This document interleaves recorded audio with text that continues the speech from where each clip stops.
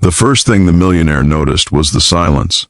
Not the peaceful kind, but the kind that presses against your chest when something powerful suddenly stops working. One moment, the red Ferrari had been roaring down a quiet California coastal road, a symbol of control and success, and the next it sat lifeless on the shoulder like a wounded animal. That was when he felt it most clearly for the first time in years: helplessness. As frustration tightened his jaw and pride burned in his chest, a small shadow appeared beside the car, and a little girl's gentle confidence cut through his despair with a single belief that would change everything. She believed her dad could fix it. Before the story unfolds further, take a moment. If you believe in kindness, in second chances, and in the quiet power of compassion, please like this video, share it with someone who needs hope, leave a comment, and subscribe to the channel. Your support keeps stories like this alive. The man's name was Jonathan Harper, a self-made millionaire known across New York and Silicon Valley for his ruthless business instincts. He owned companies, penthouses, and more cars than he could drive in a month. Yet on that wide stretch of road near Monterey, all of it meant nothing.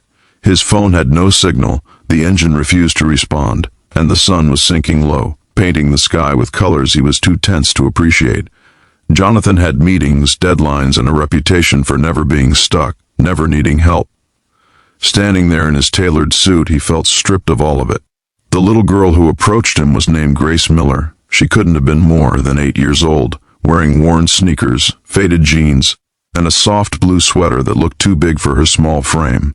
Her brown hair was tied back with a simple ribbon, and her eyes carried a calm curiosity that didn't match the expensive machine beside her. She was walking along the road with a paper bag of groceries, clearly sent on an errand, yet she stopped as if helping a stranger was more important than getting home on time. Jonathan barely noticed her at first. Adults like him rarely did. He was busy staring at the engine, mentally calculating how much money it would take to erase the inconvenience. But Grace didn't see a millionaire. She saw a man in trouble. With quiet certainty, she stood beside the Ferrari and looked at it the way a child looks at a broken toy, not with judgment but with faith that it could be fixed. Her confidence unsettled Jonathan. It reminded him of something he had lost long ago. Grace believed in her father the way Jonathan once believed in his own dreams before success hardened him. She explained, not with words spoken aloud but with gestures and expressions, that her dad fixed things all the time: cars, tractors, broken machines, and sometimes even broken spirits. To her, the solution was simple. If something didn't work, her dad could make it right. Jonathan hesitated, his pride wrestling with his reality. He had spent years building a life where he never needed to accept help from strangers, least of all from a family that likely struggled to make ends meet. Yet the road was empty, the light fading, and the Ferrari remained silent. Against his instincts, he followed Grace as she walked toward a modest house set back from the road, its paint chipped, its porch sagging slightly under the weight of time. The house belonged to Thomas Miller, Grace's father. Thomas was a mechanic by trade, the kind who fixed engines not with expensive tools but with patience, grease-stained hands, and experience earned through decades of hard work. Life had never been easy for him. His wife had passed years earlier, leaving him to raise Grace alone while keeping his small repair shop alive. He had learned to stretch dollars, to fix instead of replace, and to teach his daughter that dignity came from effort, not wealth.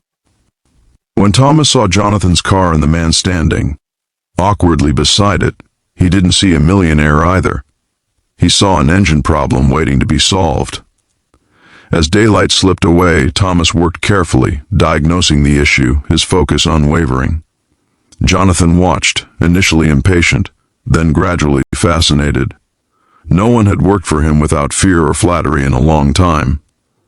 Thomas worked because it was right, because someone needed help, because his daughter believed in him. As minutes turned into an hour, something shifted inside Jonathan. He noticed the way Grace sat on the porch steps, swinging her legs, completely confident her father would succeed.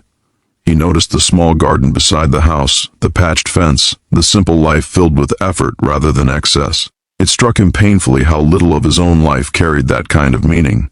His success had brought him everything except peace. The Ferrari finally came back to life with a low, steady growl. The sound echoed down the quiet road like a promise fulfilled.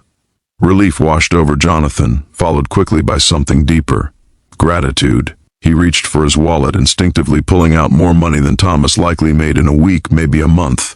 Thomas refused it with gentle firmness. He accepted only what was fair, nothing more. Grace watched closely, learning something important without a single word being spoken. Jonathan stood there longer than necessary after the repair was done.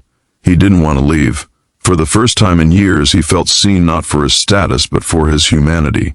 He realized that his car breaking down wasn't an inconvenience. It was an interruption meant to remind him of something essential. That night, driving away along the coast, he didn't turn up the radio or rush the road. He let the silence speak. In the weeks that followed, Jonathan couldn't stop thinking about the Millers. He returned, not in a Ferrari, but in a simple sedan. He brought supplies for the repair shop, invested quietly in better equipment, and later helped Thomas expand his business without taking control of it. He funded Grace's education anonymously, ensuring she would never have to choose between groceries and dreams. But the greatest change wasn't in their lives, it was in his. Jonathan began to slow down. He listened more. He learned to value people over profits. The image of a little girl believing completely in her father became his anchor whenever he felt himself drifting back toward arrogance. He discovered that true wealth wasn't measured by what you owned, but by what you were willing to give without expecting anything in return. As this story comes close to its end, if it has touched your heart even a little, please take a moment to like this video, share it with someone who needs hope, and subscribe to the channel. Your engagement helps spread stories that remind us of our shared humanity. Before the final moments, we have a special request. Please comment below with your thoughts, your feelings, or a simple message of kindness. Your words may inspire someone who reads them. Jonathan Harper never forgot the day his Ferrari failed him, because it was the day a little girl's faith fixed something far more important than an engine. It fixed a man who had everything except what truly mattered. And sometimes, in the quiet places of the world, grace arrives not in luxury, but in small hands, steady belief, and the simple words of a child who knows exactly where real strength lives.